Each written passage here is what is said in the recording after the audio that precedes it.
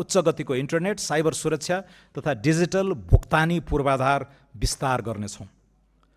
घ अवसरको समानताका लागि सामाजिक लगानी, इक्वालिटी अफ अपर्च्युनिटी।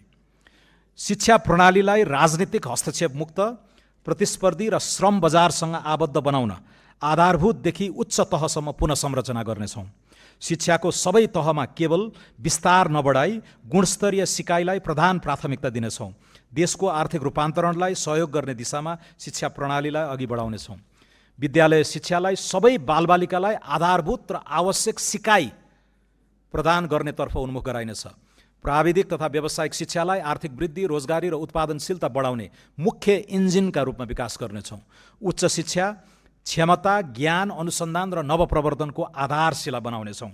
विद्यालय म्यापिङ, विद्यालय सञ्जाल योजना, साझा गुणस्तर मापदण्ड, शिक्षक दरबन्दी मिलान तथा विद्यालय वर्गीकरण मार्फत सार्वजनिक शिक्षाको गुणस्तर सुधार गर्नेछौँ। सार्वजनिक र निजी सबै विद्यालयलाई न्यूनतम सिकाइ र समावेशीकरणको साझा मापदण्डभित्र ल्याउनेछौँ। शिक्षक र प्रधानाध्यापकलाई शिक्षा सुधारको केन्द्रमा राख्दै योग्यता, कार्य सम्पादन र पेसागत विकासमा आधारित प्रणाली लागू गर्नेछौँ। उच्च शिक्षालाई अनुसन्धानमुखी, प्रतिस्पर्धी र नवप्रवर्धन केन्द्रित बनाउँदै विश्वविद्यालय, उद्योग र अनुसन्धान संस्था बीचको सहकार्य सुदृढ गर्नेछौँ। अनुसन्धान तथा विकास R&D का लागि छुट्टै राष्ट्रिय अनुसन्धान तथा नवप्रवर्तन कोष स्थापना गरी विज्ञान, प्रविधि, कृषि, स्वास्थ्य, ऊर्जा, कृत्रिम बुद्धिमत्ता र डिजिटल अर्थतन्त्रसँग सम्बन्धित अनुसन्धान तथा नवप्रवर्तनलाई दीर्घकालीन वित्तीय आधार प्रदान गर्नेछौँ। खेल क्षेत्रको व्यवसायीकरण तथा अन्तर्राष्ट्रिय प्रतिस्पर्धात्मकता अभिवृद्धि मार्फत खेलकुदलाई राष्ट्रिय गौरव, स्वास्थ्य, पर्यटन र समग्र अर्थतन्त्रसँग आबद्ध गर्नेछौँ। आधारभूत स्वास्थ्य सेवाको न्यूनतम मापदण्ड लागू गर्दै आवश्यक जनशक्ति, औषधि, उपकरण र पूर्वाधार सहितको एकीकृत स्वास्थ्य सेवा प्रणाली विकास गर्नेछौँ। स्थानीय तहसम्म आधारभूत अस्पताल र ग्रामीण तथा दुर्गम क्षेत्रमा स्वास्थ्य सेवा पहुँच विस्तारलाई प्राथमिकता दिनेछौँ। स्वास्थ्य बिमा तथा स्वास्थ्यसँग सम्बन्धित सामाजिक सुरक्षा कार्यक्रमलाई पुनर्संरचना गरी नागरिक मैत्री बनाउनेछौँ। रोगको रोकथाम, मानसिक स्वास्थ्य, पोषण, नसर्ने रोग नियन्त्रण, टेलिहेल्थ सेवा तथा जनस्वास्थ्य प्रणाली सुदृढीकरणलाई प्राथमिकतामा राख्नेछौँ। आयुर्वेद, योग, ध्यान तथा वैकल्पिक उपचार पद्धतिलाई वैज्ञानिक र व्यवस्थित रूपमा प्रवर्धन गर्नेछौँ। निजी स्वास्थ्य संस्थाहरूको सेवा गुणस्तर नियमनलाई सुदृढ गर्नेछौँ। ज्येष्ठ नागरिक, अपाङ्गता भएका व्यक्ति तथा दीर्घरोगी नागरिकका लागि समुदायमा आधारित हेरचाह अर्थतन्त्र, केयर इकोनोमीको विस्तार गर्नेछौँ। सामाजिक सुरक्षा कार्यक्रमलाई समन्याय, लक्षित संरक्षण, राज्यको आर्थिक क्षमता र सामाजिक गतिशीलताको आधारका रूपमा पुनर्संरचना गर्नेछौँ। वैदेशिक रोजगारीबाट फर्किएका श्रमिकलाई लक्षित गरी उद्यमशीलताका अवसर विस्तार गर्नेछौँ। कमाउँदै सिक्दै अवधारणामा आधारित अप्रेन्टिससिप तथा रोजगार प्रवर्धन कार्यक्रम सञ्चालन गर्नेछौँ। अनौपचारिक क्षेत्रलाई क्रमशः औपचारिक अर्थतन्त्रमा रूपान्तरण गर्दै श्रमिकलाई सामाजिक बिमा र श्रम संरक्षणको दायरामा ल्याउनेछौँ। सहकारी क्षेत्रलाई बचतकर्ताको विश्वास, वित्तीय अनुशासन र उत्पादनशील अर्थतन्त्रको आधारको रूपमा पुनर्संरचना गर्दै नियमनयुक्त तथा सदस्य केन्द्रित प्रणाली विकास गर्नेछौँ। नियामकीय सुधार मार्फत बचतकर्ताको समस्या दीर्घकालीन रूपमा समाधान गर्नेछौँ। संरचनागत असमानता, बहिष्करण र अवसरको असन्तुलन न्यूनीकरण राज्यको प्रमुख दायित्व हो। पिछडिएका क्षेत्र, सीमान्तकृत समुदाय तथा अवसरबाट वञ्चित वर्गको सार्वजनिक सेवामा समान पहुँच विस्तारलाई उच्च प्राथमिकता दिनेछौँ। दलित समुदायमाथि ऐतिहासिक रूपमा कायम संरचनागत विभेदको अन्त्य गर्दै लक्षित हस्तक्षेपलाई सुदृढ गर्नेछौँ। द्वन्द्व पीडितलाई न्यायको अनुभूति हुने गरी शान्ति प्रक्रियाका बाँकी कार्यभारलाई निष्कर्षमा पुर्याउनेछौँ। वास्तविक भूमिहीन र सुकुम्बासीको पहिचान, सुरक्षित आवास, जग्गाको स्वामित्व तथा उत्पादनसँग आबद्ध जीविकोपार्जनका आधार सुदृढ गर्नेछौँ।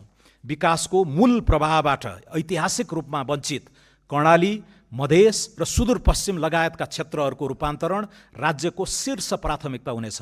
यी क्षेत्रहरूलाई केवल अनुदान वा राहतमा आश्रित बनाउने भन्दा पनि राष्ट्रिय सम्भावना, कृषि, जलस्रोत, पर्यटन, संस्कृति, उद्यमशीलता तथा मानव पुँजी विकासको रणनीतिक केन्द्रका रूपमा विकास गर्नेछौँ। पाँचौं प्राथमिकता बहुआयामिक अन्तर्राष्ट्रिय सम्बन्धको विविधीकरण। नेपालको सार्वभौमिकता, भौगोलिक अखण्डता, आत्मसम्मान र राष्ट्रिय हितलाई सर्वोपरि राखी सन्तुलित, स्वाधीन र परिणाममुखी परराष्ट्र सम्बन्ध विकास गर्नेछौँ। परराष्ट्र नीतिलाई आर्थिक रूपान्तरणको संवाहक बनाई वैदेशिक लगानी, ऊर्जा व्यापार, पर्यटन, निर्यात, प्रविधि हस्तान्तरण र वैदेशिक रोजगारीको गुणस्तरीय विस्तारमा जोड दिनेछौँ। सूचना प्रविधि, शिक्षा, स्वास्थ्य सेवा, हरित ऊर्जा र डिजिटल सेवामा नेपाललाई आकर्षक केन्द्रका रूपमा स्थापित गर्न कूटनीतिक पहल गर्नेछौँ। विदेशमा रहेका नेपाली समुदायको पुँजी, ज्ञान, सिप, प्रविधि र अन्तर्राष्ट्रिय सञ्जाललाई राष्ट्रिय विकास महाअभियानमा परिचालन गर्न डायस्पोरा साझेदारी सुदृढ गर्नेछौँ। गैर आवासीय नेपालीको लगानी, वित्तीय सहभागिता र नवप्रवर्तनलाई सहजीकरण गर्न कानुनी तथा संस्थागत सुधार अगाडि बढाउनेछौँ। अन्तर्राष्ट्रिय वित्तीय स्रोत, जलवायु वित्त, प्रविधि र नवप्रवर्तनमा पहुँच विस्तार गर्दै नेपाललाई विश्व अर्थतन्त्रसँग अर्थपूर्ण रूपमा आबद्ध गर्नेछौँ। सम्माननीय सभामुख महोदय, अन्त्यमा आगामी आर्थिक वर्ष 2083-84 को बजेटले मुलुकमा विद्यमान आर्थिक चुनौतीहरूलाई सम्बोधन गर्दै समुन्नत नेपालको दिगो आधार तयार गर्नेछ। प्रस्तुत विनियोजन विधेयकका सिद्धान्त र प्राथमिकताले रोजगारी केन्द्रित आर्थिक वृद्धि, संरचनागत सुधार, डिजिटल रूपान्तरण र सुशासनलाई केन्द्रमा राख्नेछ। निजी क्षेत्रको आत्मविश्वास पुनर्स्थापन, लगानी मैत्री वातावरण निर्माण र प्रविधि मैत्री सार्वजनिक सेवा प्रवाह मार्फत नागरिकको जीवनस्तरमा गुणात्मक सुधार ल्याउने प्रतिबद्धता यसमा अन्तर्निहित छ।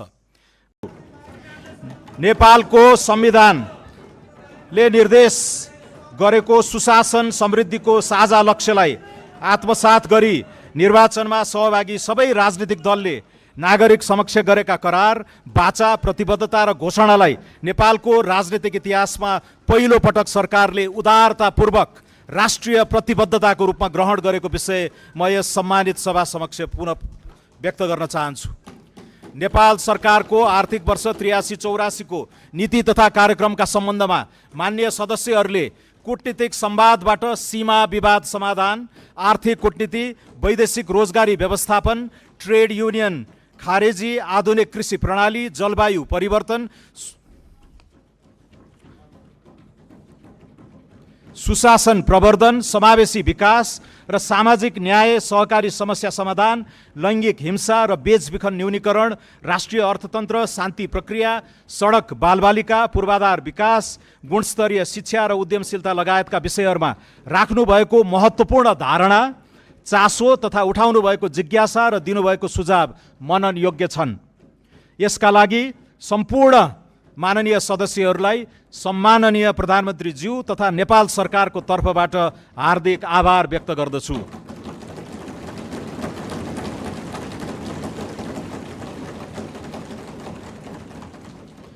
लिखित तथा मौखिक रूपमा राख्नुभएको धारणाको समग्र विश्लेषण गर्दा नीति तथा कार्यक्रम हामी सबैको साझा दस्तावेजको रूपमा रहेको नेपाल सरकारले महसुस गरेको छ। राष्ट्रिय विकासमा साझा दृष्टिकोणसहित मापन योग्य लक्ष्य र दीर्घकालीन गन्तव्य तय गर्न सम्पूर्ण राजनीतिक दलका धारणालाई एकीकृत गरी सामूहिक प्रयत्न गर्न सरकार प्रतिबद्ध छ।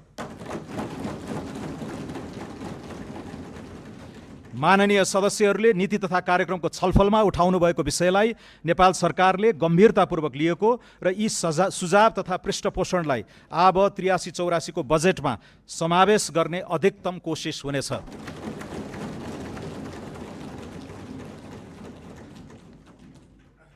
अर्थ राजनीतिको बनोटलाई आमूल सुधार गरी पूर्वाधार विकास, सुशासन, सेवा प्रवाह सुधार सहित सामाजिक न्याय हासिल गर्न ठोस कार्यक्रमको कार्यान्वयन इमानदार ढङ्गले गरिनेछ भने नीति तथा कार्यक्रम कार्ययोजना बनाएर समयबद्ध रूपमा लागू गरिनेछ।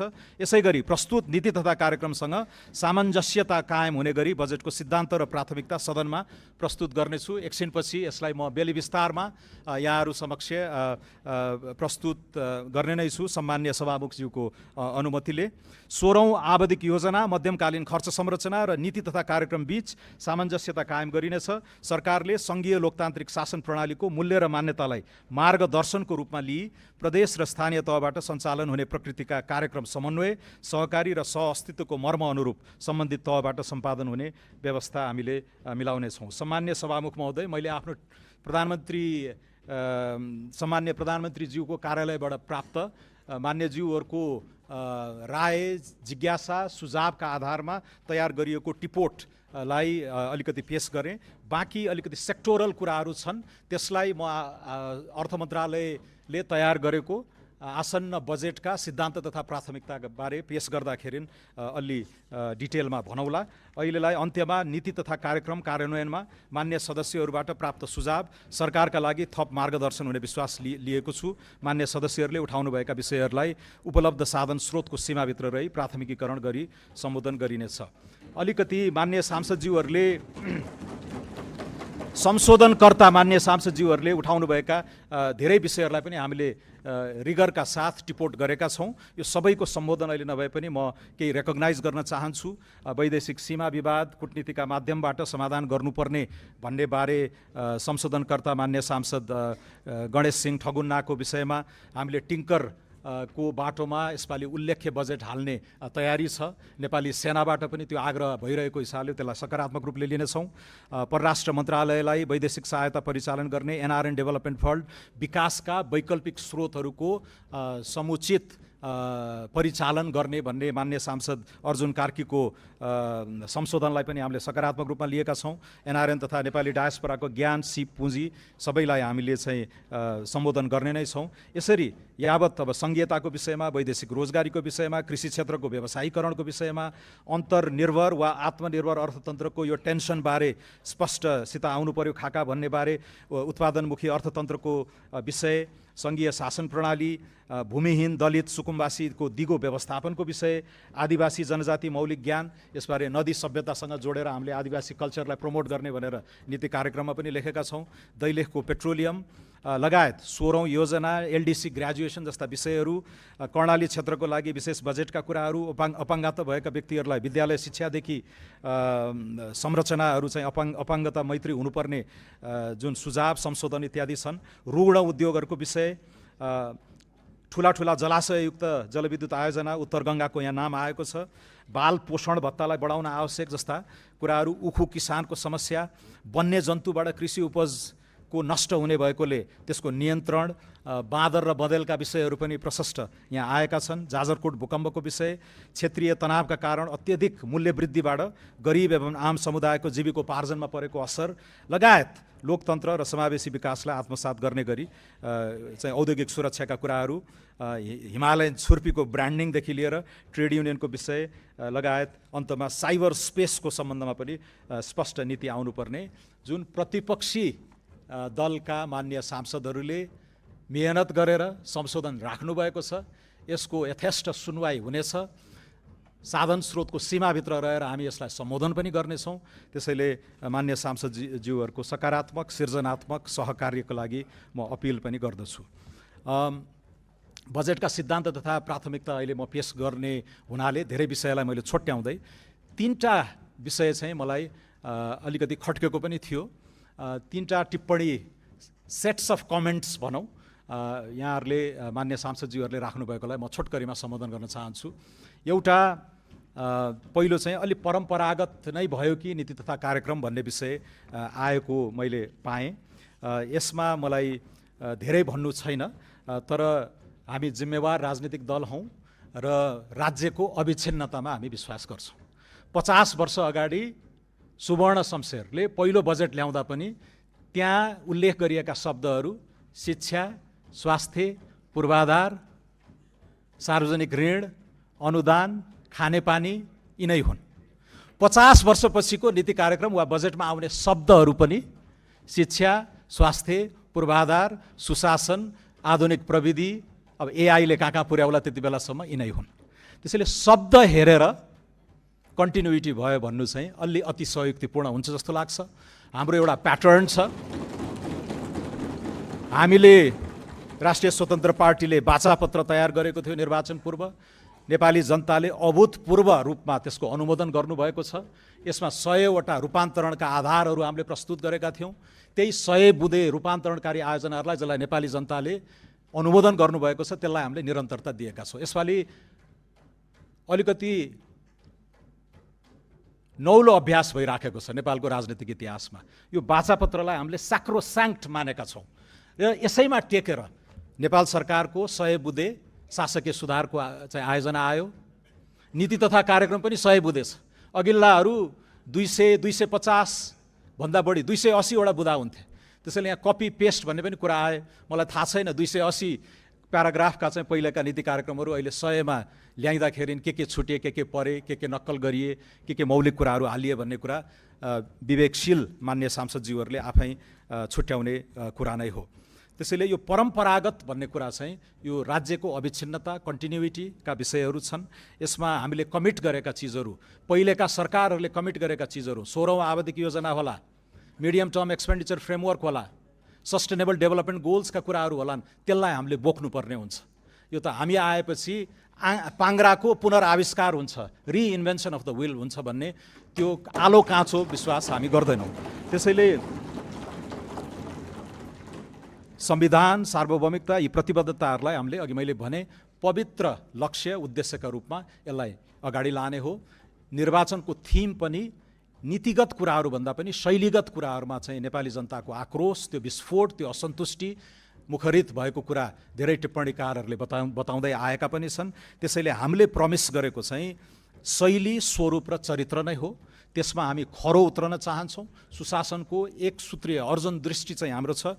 समुन्नतिको एजेन्डाहरू पनि सुशासनकै जगमा गर्ने हो भनेर सम्माननीय प्रधानमन्त्रीज्यूबाट त बेला बेलामा चाहिँ आउँछ कि पहिला सुशासनमै फोकस गरौँ, विकास निर्माणलाई पनि अलिकति पज गरेर जाने हो कि भन्नेसम्मको सरसल्लाह भएको कुरा म यहाँहरूलाई अवगत गराउन चाहन्छु। त्यसैले आर्थिक वृद्धि, राजस्व लगायत यी सबै विषयको निरन्तरता हुन्छ, हुनुपर्छ। हामी आएपछि शिक्षा सुधार गरिनेछ भन्ने विषयलाई फरक देखिनकै लागि अर्को वाक्यांश भन्ने कुरा हुँदैन। त्यसैले मूल परीक्षा र परीक्षण भनेको हाम्रो नियत, क्षमता र अन्ततोगत्वा यो परिणाम नेपाली जनताको हितमा हामी यो देखाउन सक्छौँ कि सक्दैनौँ भन्ने हो। र प्रारम्भिक लक्षणले जुन उत्साह हामीलाई दिइरहेको छ, यही बाटोमा हामी अझ बढी रफ्तारमा अगाडि जाने कुरा नै छ। दोस्रो अलिकति यो चाहिँ राष्ट्रिय स्वतन्त्र पार्टी को नीति कार्यक्रम इत्यादि चाहिँ कुन दार्शनिक धरातलमा कस्तो अर्थ राजनीतिक चेतनाबाट ओतप्रोत भएर आएको हो भन्ने बारे धेरै मान्य सांसदज्यूहरूले राख्नुभएको पनि मैले पाएँ। सायद यहाँहरूको व्यस्तताले पढ्न पाउनु भएको छैन होला। राष्ट्रिय स्वतन्त्र पार्टीको सैद्धान्तिक धरातल के हो भन्ने कुरा हाम्रा विभिन्न फोरमहरूबाट, विस्तारित बैठकहरूबाट अनुमोदित भएर वाचापत्रमा पनि स्पष्टसित उल्लेख गरेर हामी अगाडि बढेका छौँ। यसमा अलिकति आफ्नो पुरानो राजनीतिक स्कुलिङले जानेका भाषाहरू, टर्मिनोलोजीहरू झट्टै नदेख्दाखेरि